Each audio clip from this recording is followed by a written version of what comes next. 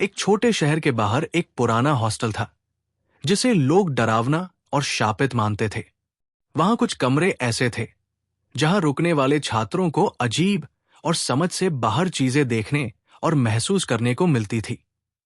Hostel का एक खास कमरा था जिसे लोग कुर्सी वाला कमरा कहते थे। जो भी छात्र वहां रुकता उसे डर और परेशान करने वाले अनुभव ही मिलते। राहुल, एक नया छात्र, अपनी जिज्ञासा और कम विकल्पों की वजह से वही कमरा लेने का फैसला करता है। जैसे ही वो कमरे में प्रवेश करता उसे महसूस होता है कि हवा अचानक बहुत ठंडी और भारी हो गई है। हर कदम के साथ फर्श के नीचे से हल्की कंपन और अजीब आवाजें आने लगती हैं, जैसे कोई अदृश्य उस पर नजर रख रहा हो। राहुल सोचता है कि ये उसकी कल्पना होगी, लेकिन जैसे ही रात गहरी होती है, कमरे की परछाइयां दीवारों पर अजीब आकार बनाकर हिलने लगती है और वो बिल्कुल भी सामान्य नहीं लगता। कुछ परछाइयां इंसान जैसी दिखाई देती है, लेकिन चेहरा फीचरलेस और आंखें पूरी तरह काली होती है। कमरे के एक कोने में फर्नीचर अपने आप हिलता, पर्दे हवा के बिना फड़फड़ाते हैं और फर्श पर रखी चीजें खुद ब खुद अपनी जगह बदल जाती है, जैसे कोई अदृश्य हाथ उन्हें हिला रहा हो। पहली रात ही राहुल का दिल तेजी से धड़कने लगता है और वो मानसिक और शारीरिक रूप से परेशान हो जाता। कमरे में एक पुराना आईना भी था।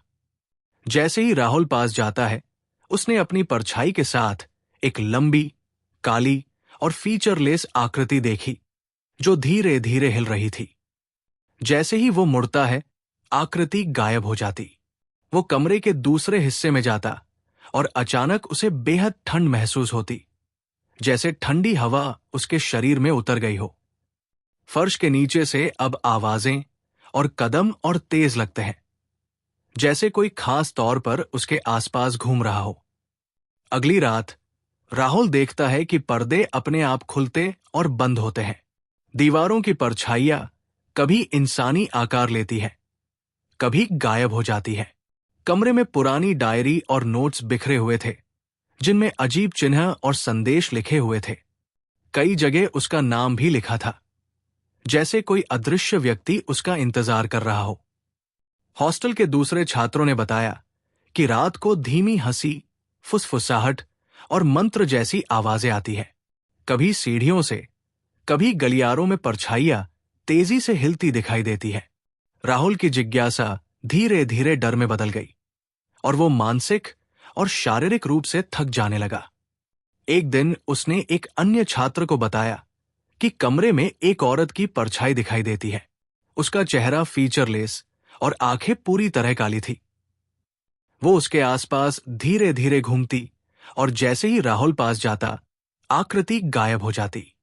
रात के सपनों में वही कमरा, वही परछाइयां और वही आवाजें बार बार आती थी, जैसे कमरे ने उसका अवचेतन पकड़ लिया हो। कुछ हफ्तों बाद हॉस्टल के स्टाफ ने देखा कि राहुल का व्यवहार पूरी तरह बदल गया है। वो पैरानॉइड, आक्रामक और परेशान हो गया। कभी कभी बिना कारण चिल्लाता है, जैसे कोई अदृश्य शक्ति उसके कमरे में हो। लोग कहते हैं कि हॉस्टल के कुछ कमरे शापित हैं और जो भी वहां रात बिताता है वो मानसिक और अलौकिक परेशानियों दोनों का सामना करता है। कमरे की ऊर्जा इतनी मजबूत है कि आने वाले लोगों की धारणा ही बदल जाती है। उन्हें लगता है कि समय और जगह असामान्य हो गए हैं।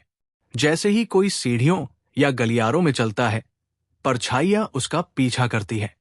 कभी कभी फर्नीचर और चीजें अपने आप हिल जाती है, जैसे कोई अदृश्य शक्ति काम कर रही हो। राहुल ने सोचा कि वो धीरे धीरे कमरे के साथ जुड़ी अजीब घटनाओं को नोट करना शुरू कर दे। उसने देखा कि रात के लगभग 2 बजे कमरे का तापमान अचानक नीचे चला जाता है और हर बार जब वो मोबाइल की फ्लैश ऑन करता है, दीवारों पर कुछ छोटे छोटे निशान उभर आते हैं जो अगले ही पल गायब हो जाते हैं। कमरे की परछाइयों में कभी कभी छोटे बच्चों की आकृतियां भी दिखाई देती हैं, जो धीरे धीरे डिसअपियर हो जाती हैं। रात के दौरान उसने महसूस किया कि कमरे की दीवारें कभी कभी हल्की धड़कन देती है, जैसे कोई अंदर से दबाव डाल रहा हो। उसने नोटिस किया कि किताबें और डायरी अपने आप पलटती है और पन्नों पर लिखी अजीब चीजें कभी कभी उसके नाम के साथ दिखाई देती है। एक रात उसने देखा कि कमरे का एक कोना अचानक अंधेरा हो गया और वहां से धीमी सांसें सुनाई देने लगी। वो आवाजें धीरे धीरे तेज होती गई और उसे लगा कि कोई उसके पास खड़ा है। राहुल ने खुद को संभालने की कोशिश की, लेकिन डर इतना बढ़ गया कि उसे नींद नहीं आती। वो अक्सर छत की तरफ देखता और महसूस करता कि कोई उसकी हर हरकत पर नजर रख रहा है। कमरे में घुसते ही वो अजीब सा एहसास करता, जैसे उसकी आत्मा और कमरे की अजीब ऊर्जा एक दूसरे में घुल रही हो। हॉस्टल का स्टाफ और बाकी छात्र भी डर गए। उन्होंने देखा कि राहुल दिन के समय भी परेशान रहता है, अचानक चिल्लाता है और कभी कभी बिना वजह हंसता है या रोता है। वो बात करने से डरता है और हमेशा कमरे की तरफ निगाह रखता है। पुराने लोग कहते हैं कि इस कमरे में जो भी रात बिताता है उसका मानसिक और शारीरिक संतुलन बिगड़ जाता है और परछाइयां और आवाजें उसके साथ हमेशा के लिए जुड़ जाती है। राहुल ने आखिरकार फैसला किया कि वो कमरे को छोड़ देगा, लेकिन जैसे ही वो बाहर निकलने की कोशिश करता है, गलियारों से हल्की फुसफुसाहट और कदमों की आवाजें सुनाई देती है, कभी दीवारों से, कभी छत से। हर आवाज उसके दिमाग में इतनी गहराई से घुस जाती है कि वास्तविकता और भ्रम का फर्क ही खत्म हो जाता है। जब राहुल हॉस्टल के बाहर आता है, वो देखता है कि परछाइयां और आवाजें अब भी उसके साथ है। हर रात जब वो सोता है, उसके सपनों में वही कमरा और वही परछाइयां वापस आती है। वो समझ ही नहीं पाता कि कभी सुरक्षित होगा या नहीं।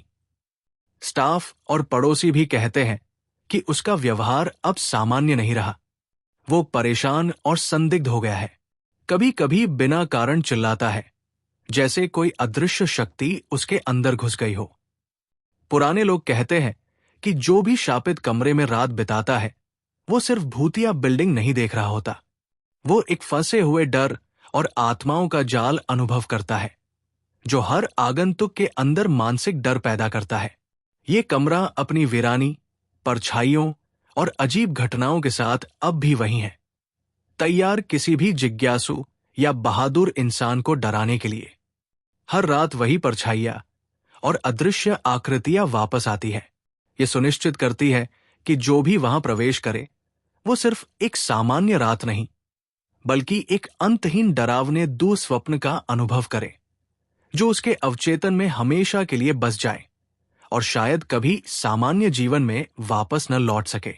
दोस्तों, अगर आपको ये कहानी पसंद आई तो कृपया हमारे चैनल को सब्सक्राइब करें, बेल आइकन दबाएं, ताकि आपको ऐसे और डरावनी कहानियां सबसे पहले मिले। कमेंट्स में हमें बताएं कि आपको ये स्टोरी कितनी स्कैरी लगी और कौन सा पार्ट सबसे ज्यादा डरावना था।